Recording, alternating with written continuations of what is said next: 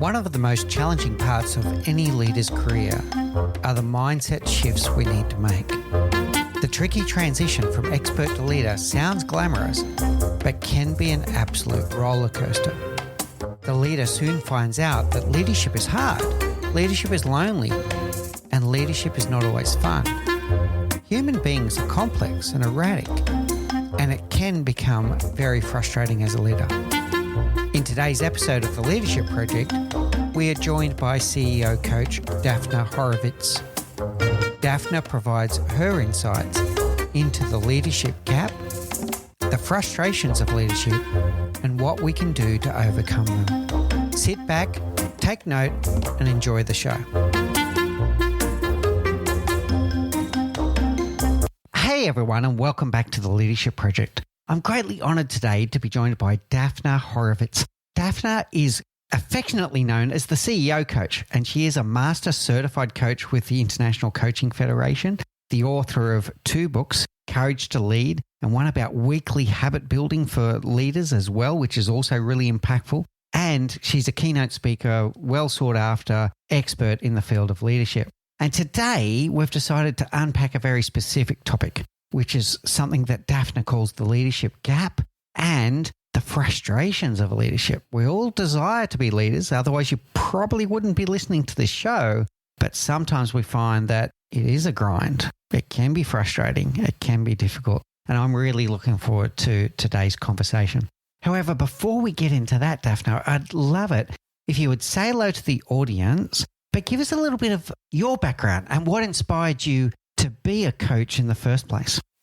Oh, good. Thank you. Thanks, Mick. First of all, I want to say thank you for having me on your show. I'm very excited to be here today. And I think my story is an interesting one because I started off in a completely different field. So yes, I am the CEO coach. I have a global coaching company with a team of coaches, and we coach across the board, CEOs to, management level and above. And what made me become a coach is really also the area that I'm specializing in as a coach. And that is that I started my career as an actuary. So that is very mathematical and statistical. And I always make the joke that when I qualified as an actuary and worked as an actuary, people would say to me, "What is an actuary?" And I'd have to explain it, And then when I started coaching, people also, it was very 16 years ago, still early, for coaching and leadership development. And they would say to me, "So what's a coach?" The idea was that, it's some kind of sports coach or something like that. So that's just interesting. What made me change was that I realized that there is this leadership gap in organizations. And when I was working in the corporate world as an actuary, I felt that there was such a focus on performance and results and get the most out of your people and squeeze the most out of your people without really paying attention to who are your people and how do we develop people? How do we develop ourselves as leaders so that we offer more than just this workplace performance-based environment? I think things have changed a lot since those days, and we have really made a lot of progress. But my passion was around bringing humanness to the workplace and making that transition from expert to leader. So yeah, I don't know if you want to pause there, but I'd love to talk a little bit more about that as well. Yeah, I love listening to you talk there, Daphna. And when you said that very famous words, get the most out of your people, I do get this picture of someone ringing people out and saying, "Oh, we've got to squeeze every last juice out of them," as opposed to creating the environment where they can do their very best work, which is, to me, a really key part of leadership, probably not the only thing. So really interesting. I do want to unpack 2 things that you said, but I'll go one at a time. So humanness. When you say humanness, what does that mean to you? Yeah, for me, it's recognizing that your employees and your business is actually made out of people. People are the key element of what takes a business to success. So even if you are selling a product or you are selling something very tangible, without that whole system that is built on people, you're not going to get very far. And recognizing that people are much more than their skills, knowledge, and experience that makes them good at their job. you need to be investing in your people as human beings. What drives them? What's going to keep them engaged? What's going to make them want to do the best for your business? And having that understanding is really important for the success of the business and for leadership. Yeah, we do forget this sometimes, Daphna. We look at the results and we look at all of these things. But at the end of it, every business is a people business. Nothing happens without people. Exactly. In these loops. Now, you talk about people are more than their skills and what they bring to the table. Tell me more about what you mean by they're more than that. Yeah, so this is really, I think, something that I also talk about, which I mentioned, which is that expert to leader leap, if you want to call it that. And that is that when we're really good at, so we enter a workplace usually at a point in time when we've got some skills, we come in, we learn, we develop, we grow our experience, we grow our knowledge, and we become really good at what we do. If we've studied something at university, then we already come in with some direction of what our expertise is going to look like.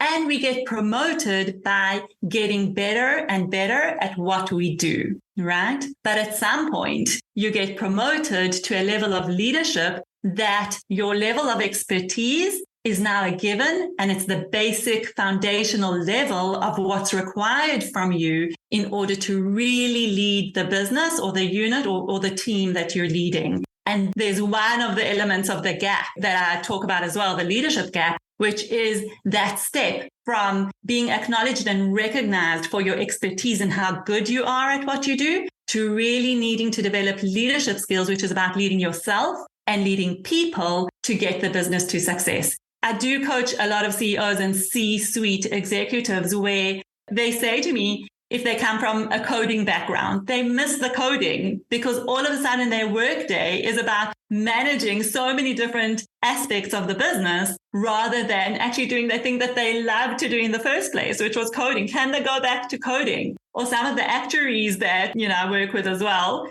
they love the problem solving, the building models, the risk modeling. But now as CEO, they are, or even chief actuary, staying in their level of expertise, they're now not doing that stuff. They oversee it. They need to rely on people to do it and get it right.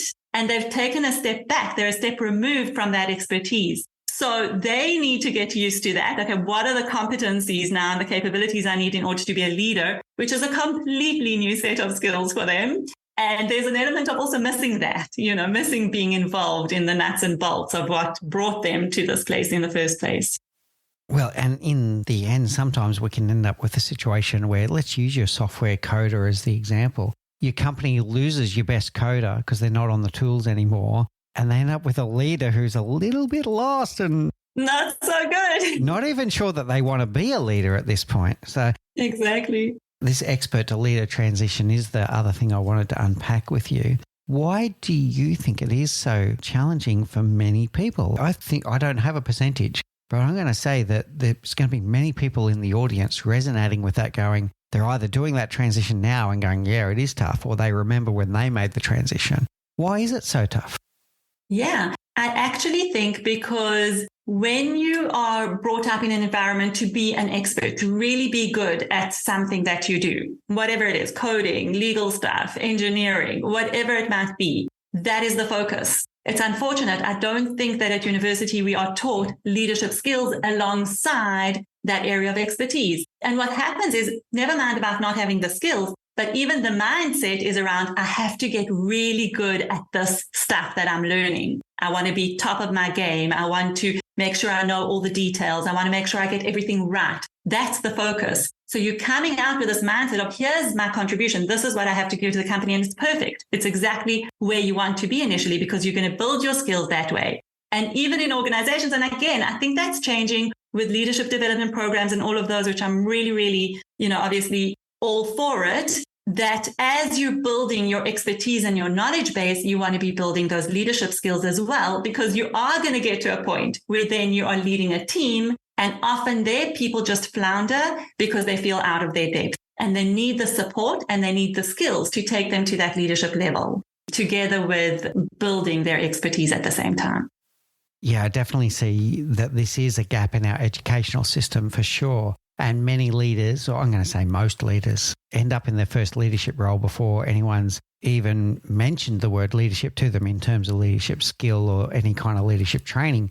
quite often formal leadership training doesn't come until they might even be a senior manager. And by that time, they've developed potentially some pretty horrible habits. What do? They either do what they've seen from their own managers, or they really focus on management, which is approaching it like any other project you've approached in the past, like let's just focus on the task at hand, make sure we set deadlines. And I want to say, actually, as a caveat, everything that we're talking about on the management of tasks and performance and all of that, really important stuff. It's not an either or situation here, but it's definitely a both and. It's not just focusing on knowledge, expertise, managing tasks, managing people, delivering on deadlines. Those are important. But the holistic picture is, okay, how do I show up as a leader? How do I lead people? How do I make sure that people bring their best rather than having the mindset of getting the most out of them? And that for me is important to just point out that it's not just the skills, it's also the mindset. How do you look at it? And that needs to change a little. There needs to be a shift there.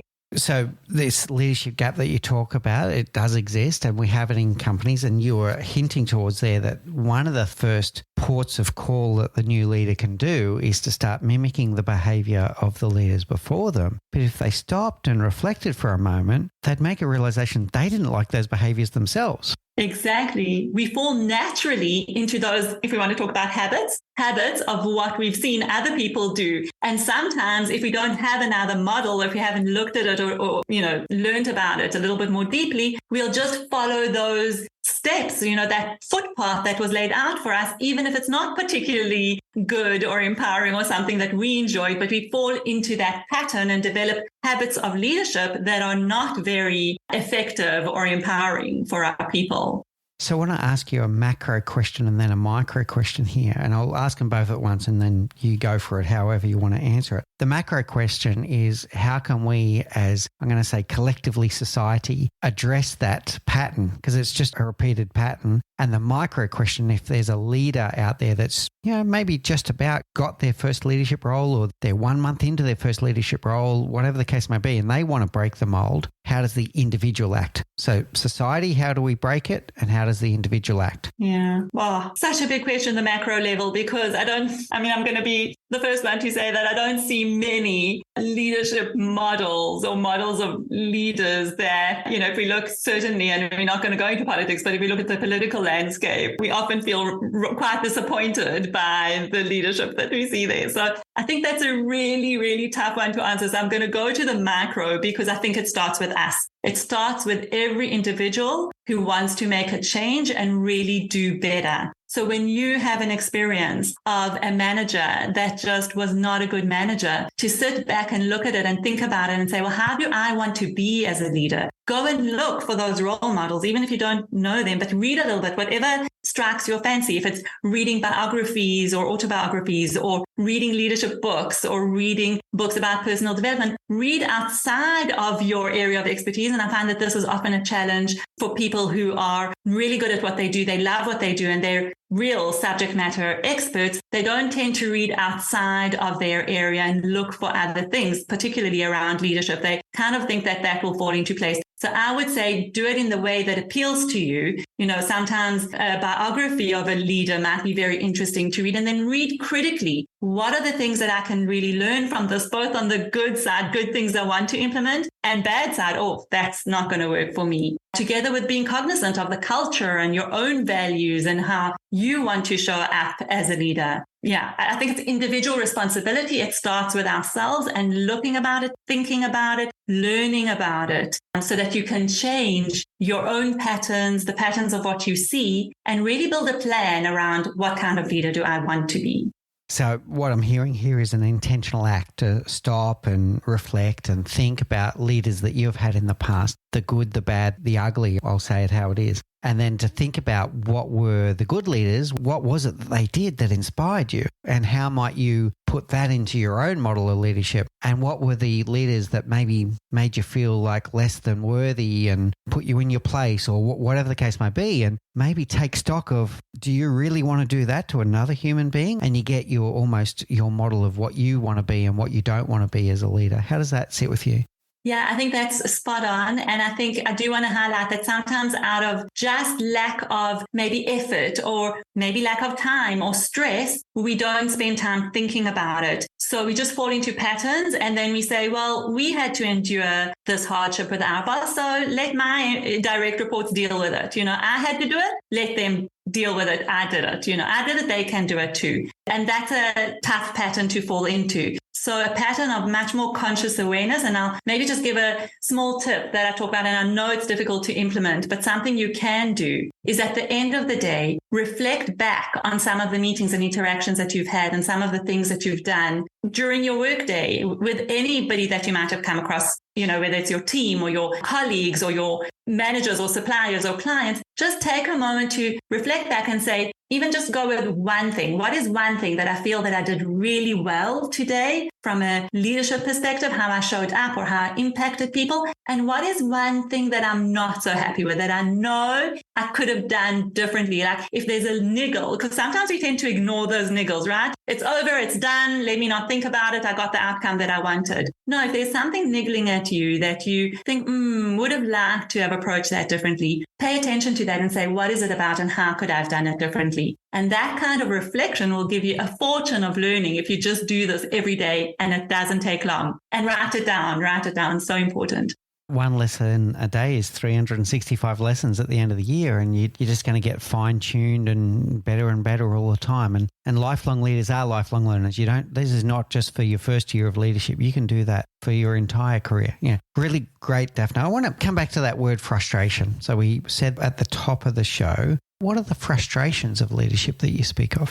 Yeah. So I think one that I really do see is that often a leader will sit with a vision or an idea or a project that they want to implement. They see into the future and they know where they want to go and where they want to take their business or their business unit. And for them, that's very clear. And their way of thinking, because they've done all the thinking and they've got their inspiration, whatever, and they're not that good at communicating it to their next level, to their team, or even they're not that good at taking their team through the process. So they will be 100 steps ahead in terms of all the thinking work and ideation work that they've done. And they kind of expect their team to be right on board from the get-go, understand what they want, build a plan and start implementing. And there's this gap that happens there between where the leader is in their thinking and where their team is. And what really needs to happen there is that the leader understands they need to take their team through the process. So there's a thinking process, there's a communication process, there's allowing time for questions to come. So I see that a little bit of a frustration because, sometimes a CEO that I work with comes up with a great idea of where they want to take their business in which direction. And they talk to their team and their team starts asking questions, but will it work? And what about this? And what about that risk? And I know someone who tried something similar and it didn't work. And this is a huge cause of frustration for the CEO because they already know I'm there. I've done the thinking, and their team is still just starting to percolate on this idea and how it needs to happen. And here the leader does need to step back and allow that time and process to happen. Allow the questions to come up, allow the negativity to come up. Because I also say, as frustrating as negativity is for a visionary, positive leader, it actually can also highlight some pitfalls that you might not have thought of. So listen, have the conversations, welcome the challenges, and then bring them along. It might take a little bit of time, but have the patience to bring them along in that process. At some point, you might see that there are some laggards who are just not going to buy in, and you'd have to deal with that in some way. But you will see, the bulk of your team will get behind you. They just need some time. So that's one of the frustrations that definitely come up a lot. Let's unpack that a little bit more. The words that are popping into my mind when you speak, Daphna, are communication, engagement, and holding space. So the communication, am I able to articulate with deep clarity my vision in a way that others will understand? Engagement, I love what you're saying because there's a good chance that this person has been thinking this through when they're in the shower, when they're on the bus, whatever it is. For months. They've been thinking about it for months and then they start expressing it to people. How are you not getting this? It's so obvious. Yeah, exactly. Yeah, okay. You've been thinking about it for months. This is the first I've heard of it. Come on. So let people catch up. And then this holding space, I think that's really key. I think it's key for the engagement as well, that you may get some people that ask some critical questions. Are you going to hold space and stay curious and say, work with them through those questions that they might have? I think this is really powerful. So how does one get started with something like that, Daphna? So if this is their frustration that people aren't able to follow their vision and they critically question the vision, et cetera, how does someone start on breaking that pattern? Yeah, I think that I love how you separated it out into those 3 buckets, because I think those are critical. So coming in with an awareness of when you're presenting a new idea, a new direction, a vision, a project, understand that you're going to have those 3 steps at the outset. So communicate and talk about it and create a forum. I often say that, when you're presenting something, I say, ask for where it's going to go wrong. Say to them, what am I missing? What are the risks? What are you concerned about? And often the CEO will get frustrated with that because they'll feel like it's bringing down their level of energy and excitement and enthusiasm for the thing, but it's good. It's part of the process. It's part of also critical analysis. So the key tip there for the leader is to say, have patience. Actually come into this with patience and understanding that there is a gap that needs to be bridged and you just need to give it a bit of time. The CEOs or the leaders often feel like they're being held back by this process because they're ready to just jump in and implement. But it's actually a crucial time. It doesn't have to take long. It could be even a matter of maybe a week or 2 of a few conversations. But if you give that the time and the space to really critically analyze and have the conversations, you will have a team that is much more bought in than you running ahead, trying to get it done. So here's the downside. The other side, if you don't pay attention to that initial phase, you'll end up chasing people all the time for deliverables, like asking, chasing, because people are just not doing it. They often don't do it because they just don't get it and they don't understand exactly what you want. Or that's something, you kind of jump in with both feet and then you'll end up in a crisis situation because all of a sudden bugs come up and problems come up and now you have to manage that. So yeah, that's a little bit of the scenario painted there. Have patience, take time to build it up front so that you can avoid some of the problems that come up later. Yeah, great. The word patience is coming through loud and clear. I think the second part there is, I'm going to say almost addressing what's going to hold you back. Because if you don't address those questions, it doesn't mean those questions don't exist. And you ignore them at your peril. So that there'll be a silent, almost resistance to the change because people have got these questions in their head that never got answered. So you ignore those questions at your peril. And by asking the questions, then the positive impact that comes from that is the buy-in, because now people feel like their fingerprints are somehow on it, that they helped co-architect the future. How does that sit with you? Yeah. And I think part of that is helping them to feel like they're a valued member of the team. That it's not just, maybe a leader that lands up looking more like a command and tell. I've decided we're doing this. Let's do it. Do what I say. And then they're just following instructions. So you're not getting really, useful interaction and engagement on that side. So I think it's a balance. And I think that, negativity is also something that needs to be managed as a leader. But I think you've got to allow space for it in a focused, directed way. What role do you think reframing could play in that at this point? All right. So you do get the negative question like, we just can't do this. Well, what can we do? Yeah, it's not going to work. So what can we do? What can we do with what we are, with where we are, with what we've got? So what role, when you're getting those, let's say those challenging, negatively framed questions, what role would reframing play there? I think excellent reframing in order to see how else you can look at it, what kind of other perspectives you can bring in. I think that's critical. I also think don't be scared to go down the rabbit hole of, okay, so you don't think it will work. What are the specific elements that you think are a problem here? What is the risk that you're worried that we are taking on? At the end of the day, it is the leader's decision. And I think the team knows this, but you want to be able to hit those elements so that it's addressed. Because if it's not addressed, you'll have those naysayers going, well, I said so, and I said this wouldn't work. So sometimes you say, okay, yeah, that's a risk, but it's a risk that I'm willing to take and invest a bit of time and energy into and money. We're going to run with it and see how it rolls rather than actually not bringing it up. And then it's like, oh, see, I told you, Yeah, I like it. And what I'm hearing is stay curious a bit longer and ask a few exploratory questions around it. And the two paths that might come there is at the bottom of that rabbit's hole, you might find something that you had a blind sight on and you need to address it. Or the second, the worst thing that happens is the person feels heard and seen. Exactly. They feel heard and seen. And I think we add to that at the end of the day, if those were challenges or frustrations were aired, we do need to agree as a team that we are going for it and that we are all behind the decision. So you're much more likely to get that kind of support when you've given an opportunity for people to air what they're thinking than if you haven't. Yeah. All right. So what I'm hearing there is you might not get 100% consensus on everything. Yeah. And you don't have to. You've had that challenge respectfully, but then afterwards you get the commitment. All right, we're going ahead anyway, and let's give it our best shot. Yeah, I like it, Daphna. All right. So I think we've unpacked that frustration. It was a good one. What would be the next biggest one? Yeah, give us the next big one on your hit list.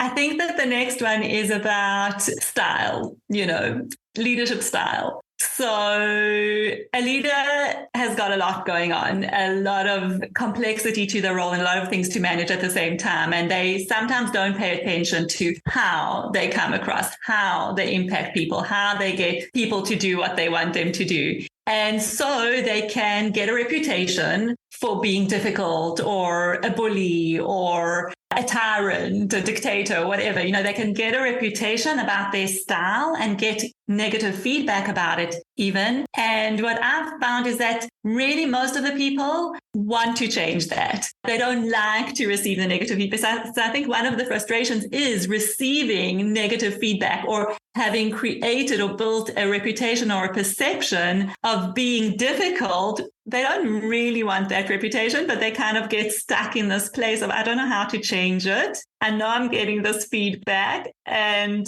maybe that's just the way that I am. And in order to run this business, they need to accept me as I am and that's it. And there's a frustration that goes on there. So I think that is also something that can definitely be worked with awareness. And I think that when leaders see that their impact is not positive on people, it does hurt them inside. They might not admit it so readily. They kind of put on this mask to say, we need to get this business going. These are the things I need to do. Everybody must just get in line. This is who I am. They know me. They'll get used to it. That's the facade. But, when they're on their own in their quiet moments of reflection, they know that they would want to do it differently. And that's a bit of a source of frustration, especially if they're not getting help on changing that.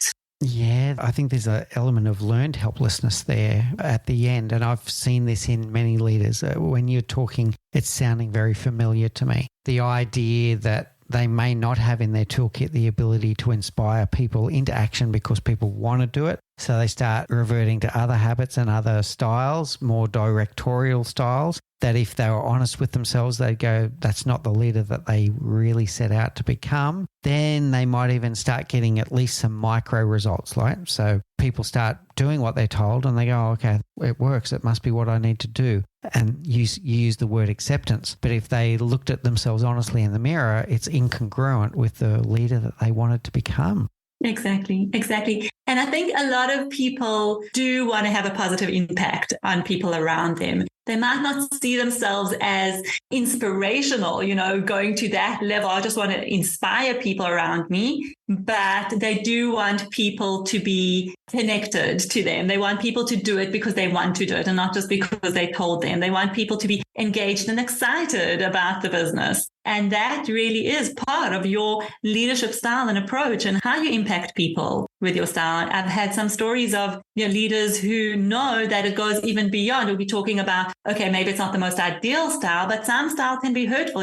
Employees coming into their office and bursting into tears because they get shouted at or getting shot down in a meeting and, your employee's color just drains from their face and they notice these things and they don't really want to do it, but they kind of get stuck in a loop that they don't know how to change it. Yeah, I can definitely see this, and it would not be congruent with the person that they want to be, and they almost can't stop themselves is one thing I'd say. The other one I've seen that's similar to this, Daphna, I'd love to get your thoughts on this. A leader that says, they believe, if you get them in the right moment, they'll believe in empowerment. Yes, I want to empower my people, and that's one of my values. I want to empower my staff. And then they'll catch themselves saying something like, but how can I empower them when my boss doesn't empower me? Right. So I'm a middle manager or a senior manager and the executive haven't empowered me, so why should I empower my people? Exactly. That's that pattern that just gets, brought down from each layer of leadership, which is really unhealthy. And it's tough. It's tough for people sitting in the middle management role who want to be a different kind of leader to their own people, but are getting a completely different type of leadership from their own managers. And they're in the sandwich position, which is challenging. It's challenging. All right. So what's the call to action here? If I'm a leader listening to this show right now and I'm feeling a little guilty, I'm listening to Daphna and I'm going, oh, yeah, I think I did that just yesterday. The thing that she said about the meeting, I think I just did that yesterday. How does someone stop and take account of that and then reset? Yeah, I think the key thing there is to, first of all, stop and take account of it. So that's going back a little bit to the reflection that I said. Have a look at what you're doing and first of all, own your part in that. So reflect on what you're doing. Oh, I didn't really want to do it that way. And yes, this is how my manager is. Do I want to change the pattern? And changing the pattern requires both vulnerability and courage, because it's vulnerability to admit, okay, you know what? I didn't handle that. So in front of your own direct report, I didn't handle that the way that I wanted to. I really would have liked to have done it differently. This is what I'm going to be working on. I think there's something really powerful about talking to your team and your manager even. This is something that I'm working on. I want to change this. Help me change it, because when I get into this loop, let me know so that I can stop in the moment or come to me afterwards. Of course, I want to say to give people critical feedback in a group setting is never a good idea. I would never do that. So always in private, one-on-one. But encourage openness within your own team to give you feedback as a manager. Tell them specifically what you want feedback about, and that can be a way that you can work around it. And then the courage is having that conversation with your manager, because that's not always easy. But you can say,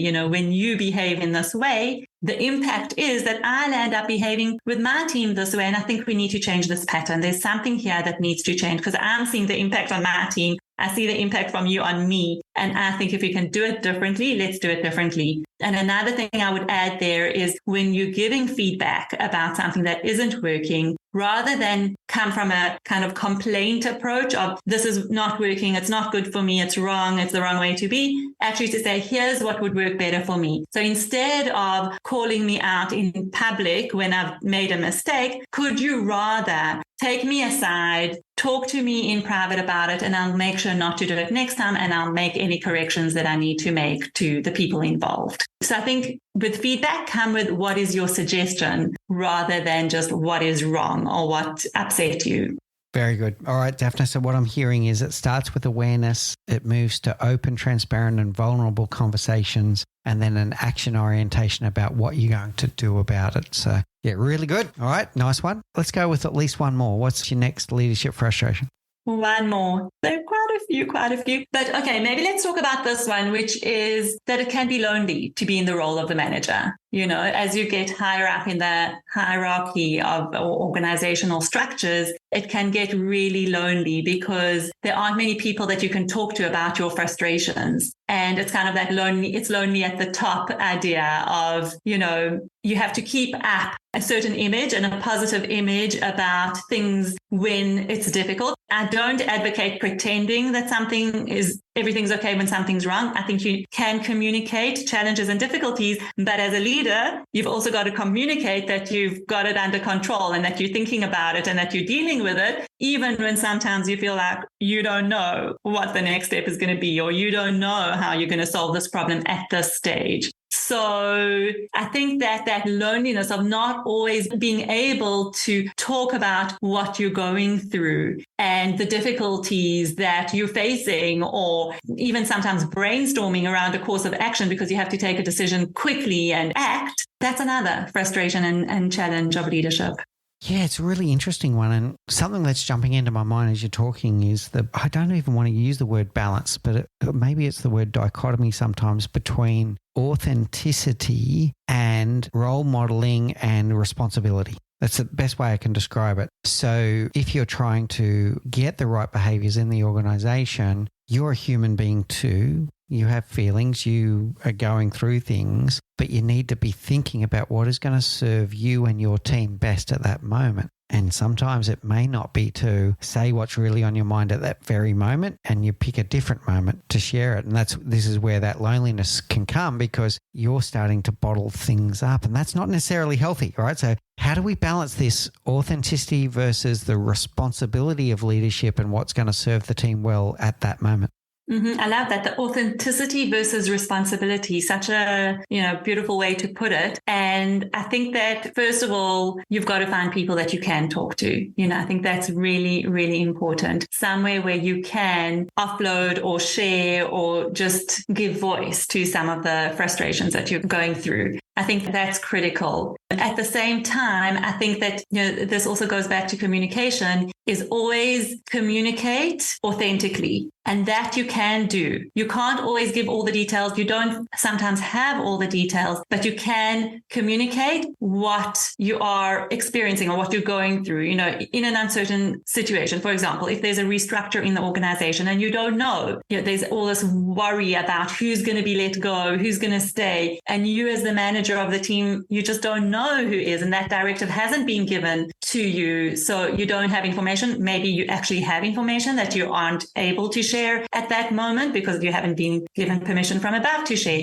What can you share authentically in that moment? What you can share is the anxiety. There's a level of anxiety that we know exists in the team at the moment. So talk about that. It must be really hard to be in the situation. I'm right here with you. I can't share all the details. I don't know all the details, but here's what I can share. I can share that I can be a support for you. If you are worried, come and talk to me. If you have any questions, come and talk to me. I don't know if I'll have all the answers, but let's talk about it. And I think that this is sometimes an error that leaders make, is that in times of uncertainty, they under-communicate rather than over-communicate. And they under-communicate exactly for that reason. They don't know what to say. They don't want to put a light on things that are not easy to talk about because they think it will create more problems. They don't have any information, so they don't think they have anything to share. But the truth is, if you create a vacuum of silence in situations like this, that's when negativity comes up and stories that are even worse come up. People make up stuff because when there's a vacuum, we make up stuff, usually negative, usually, even more crisis than it really is. So talk about what you can talk about authentically. You can talk about your feelings. Now, it is important to say, I'm also uncertain in this situation. I don't know everything. Things are being decided around me that I'm not part of the conversation. You can talk about those things and at the same time give a feeling of confidence. I'm here for you. I'm going to support you in whatever way I can. We can talk through these things. And so it's both. So I think the question is, what can you share authentically, and rather share than don't share? Yeah, I love it. And you're right. In a vacuum of information, people will fill the void, and they'll tend to, because of the fear of loss, they'll tend to catastrophize. And it's probably far worse than what the reality is. That's the word I was looking for. Catastrophize. That's it. That's where it goes.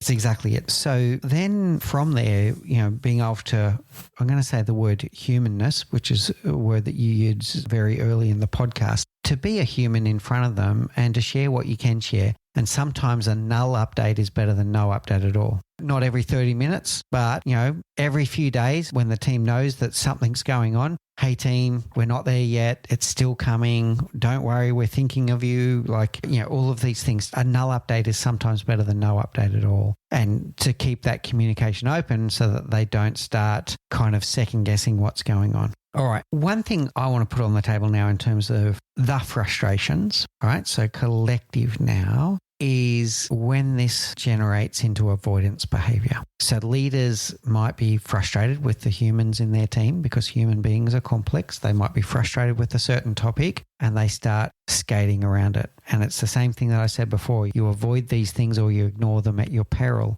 What advice can you give to a leader who has had these frustrations? They know what frustrates them and they've developed a habit of avoidance instead of hitting it front on. Yeah, I think habits of avoidance are just a kind of like a bottomless pit that you can get out of. But if you're going to keep with the avoidance, it's not going to do anything good for your business. And And I know it's hard. I know sometimes it's easier, to just say, okay, I won't, until it becomes an issue, I'll just avoid it and let it be. And you're actually creating a bigger problem in that situation. So, if we look at, I'll just give an example, maybe just to make it a bit more real. You know that there's a personality clash between two people on your team. And at the moment, things are running and they're working but there's this tension bubbling and like a little bit of conflict and complaints and talking, gossiping. But you are the manager of the team and you're thinking avoidance, right? I'm not going to deal with it because right now things are running and they're working and I don't want to have a look at it. And if it becomes an issue, I'll get involved. The truth is that by the time it becomes an issue, and it probably will, it's way, way harder to deal with than if it would have been addressed right at the beginning. So I think people have to, and this is everyone, we need to trust our gut feel on stuff, because I think generally our gut feel is right. And if we know that something, and here's the balance, the word that you used earlier, but you don't want to jump on every situation because you want to not avoid it, but you don't want to also leave it to fester too long because you've been avoiding it. And I think this is gut feel. When you're avoiding something that is likely to really become an issue and you're avoiding it because it's just, easier not to deal with, or if it's something that can be resolved by itself. And the key there is to check with yourself and say, do I need to step in here? Is there something that I need to be addressing that I'm not addressing because I'm scared of how I will handle it or what will happen if I address it, or I fear that I will blow it out of proportion? You've got to really check with yourself, why are you avoiding it? Why are you going to avoidance? And I really say, rather not, rather deal with it, rather have the conversation, bring the two people in and just say, is something going on? Is it something that we need to be dealing with? Something we need to be having a conversation about? Or have you got it handled? Because I'm seeing that it's starting to impact the team. Yeah. Do you need me? Do you not need me? Just, you can also step in lightly, to something. So yeah, I think avoidance is just, and that was just one example. There's so many examples of avoidance, but rather catch it, ask yourself, why are you avoiding it? What's the real reason behind the avoidance? And is it something you can allow to sort out by itself? Is it something that you could just need to tread a little bit lightly and bring it to light? Or is it something that you really would be much better off dealing with so it doesn't fester into a much bigger problem at the end? So there's two layers I'm hearing there, Daphna. The first one is trust your intuition. It's there for a reason. And then follow your nose, if you like, in that regard. And that a problem addressed early is going to stop it from snowballing. It could be that, to use your example, the two individuals are making assumptions about each other and about each other's intentions.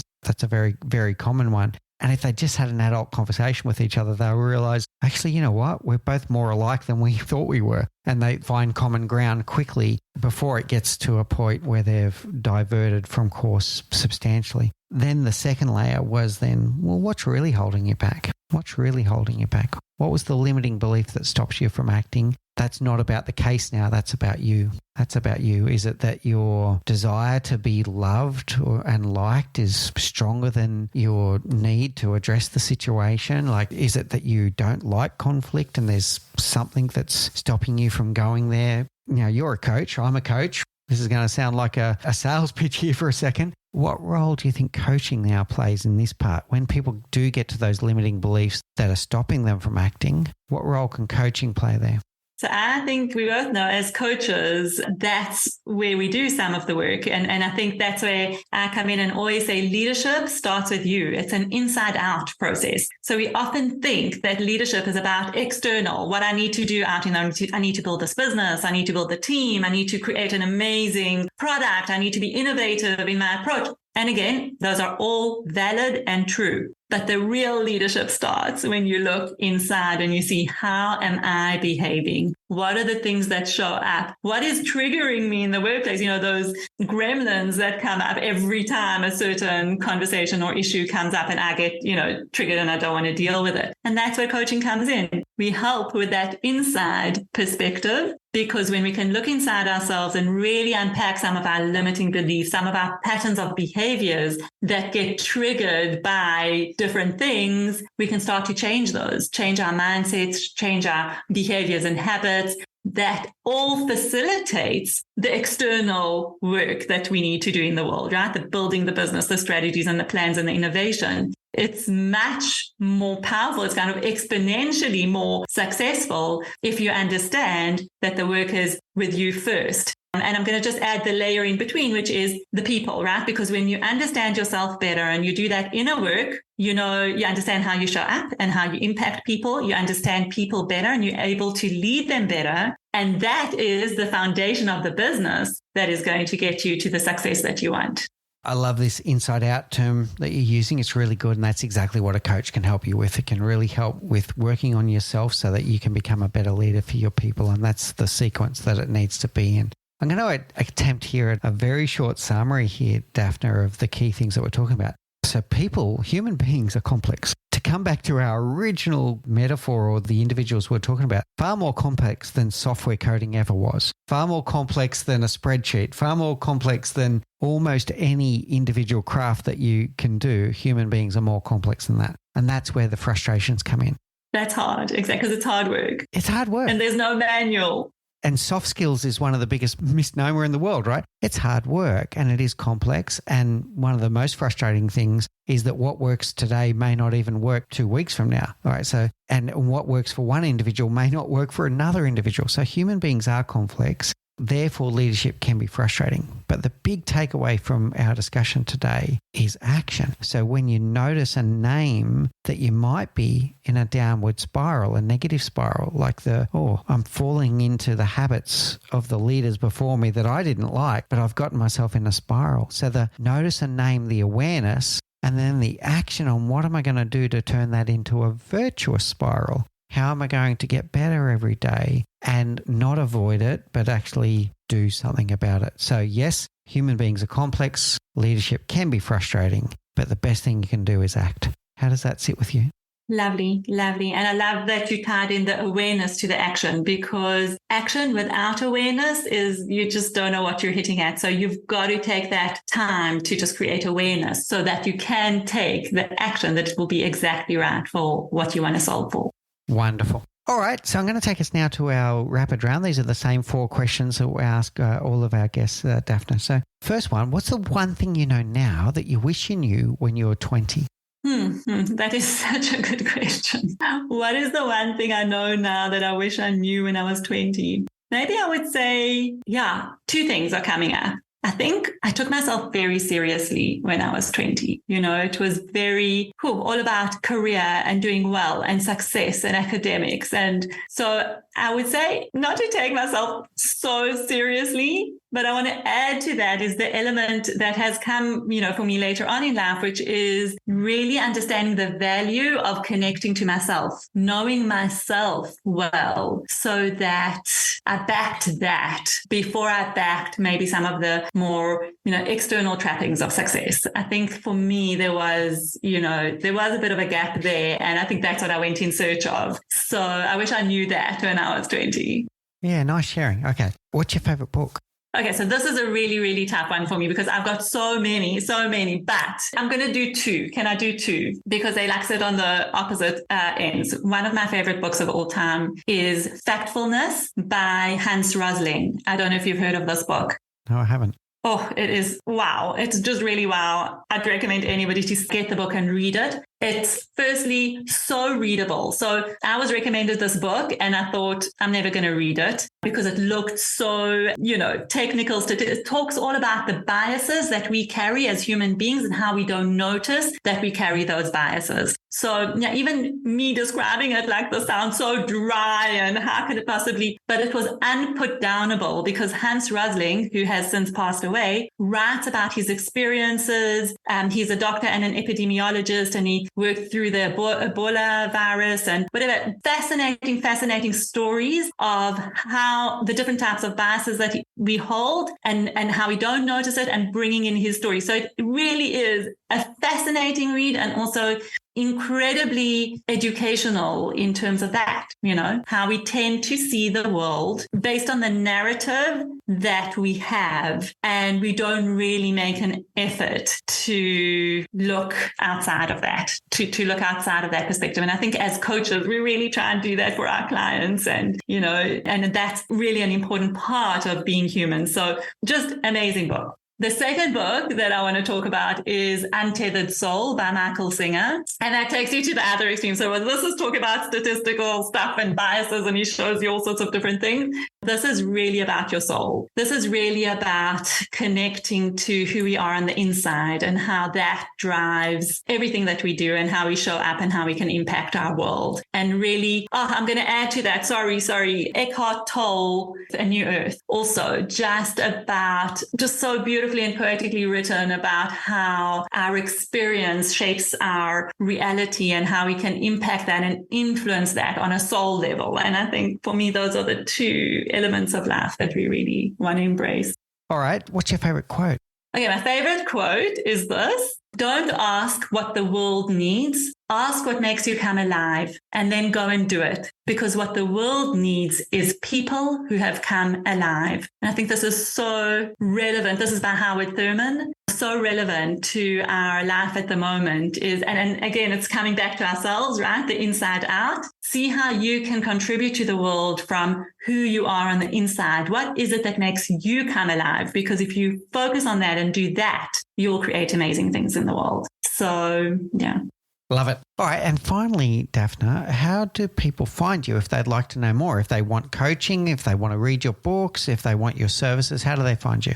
Thanks, Mick. So definitely social media, LinkedIn, active Facebook and Instagram are my 3 platforms, YouTube, also my website, daphnaHorowitz.com. Also on my website, you can get a free sample of both of my books. So, there's a place that you go into resources and you can just put in your details and we'll send you the first 4 chapters of each of the books. If you're interested in just reading them and testing them out before you want to know if you want to buy them or not. And there's lots of resources on my website as well. So yeah, you can find me everywhere, everywhere where you can find people these days. Wonderful, Daphna. And I just want to finish with one statement to you. And for those listening in the audience, you may not be aware where you're located in the world right now, which is in a lot of strife. It's, people on my side of the world, living in Melbourne where it's peaceful as it can possibly get. We can't begin to imagine what you're going through. And our thoughts are with you and hope for a peaceful resolution in the soonest possible time frame. So we do think of you. We don't know how to help most of the time. Most of us don't know how to help. We don't even know how to fully empathize with what's going on, but our thoughts are with you. Thank you, Mick. And thank you for mentioning that. And I just want to say that means a lot. Just that care and empathy is really such an important part of human connection. So thank you. All right. Well, thank you, Daphna, for sharing your thoughts and wisdom with us today about what is a leadership gap in the world, the frustrations of leadership and what we can do about it. Thank you so much for your time today. Thank you, Mick. You've been listening to The Leadership Project. In the next episode, we'll be joined by Brendan Watt of Access Consciousness. Brendan shares his inspirational story of how he turned his life around from struggling with addiction through to the successful person he is today, and the role that letting go of judgment has played in that. You don't want to miss this. Thank you for listening to The Leadership Project at mixbeers.com. A huge call out to Faris Sadek for his video editing of all of our video content, and to all of the team at TLP. Joanne Goes On, Gerald Calabo, and my amazing wife, Say Spears. I could not do this show without you. Don't forget to subscribe to the Leadership Project YouTube channel, where we bring you interesting videos each and every week. And you can follow us on social, particularly on LinkedIn, Facebook, and Instagram. Now, in the meantime, please do take care, look out for each other, and join us on this journey as we learn together and lead together.